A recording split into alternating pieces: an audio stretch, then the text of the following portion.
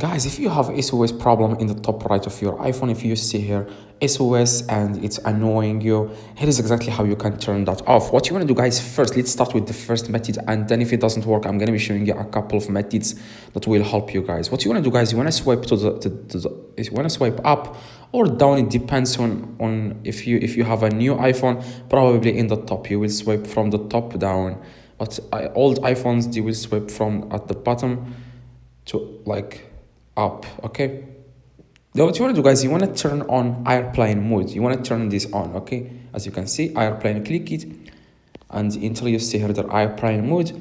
And after that, guys, you want to just wait 10 seconds. Okay, wait like 10 seconds and then turn it off again.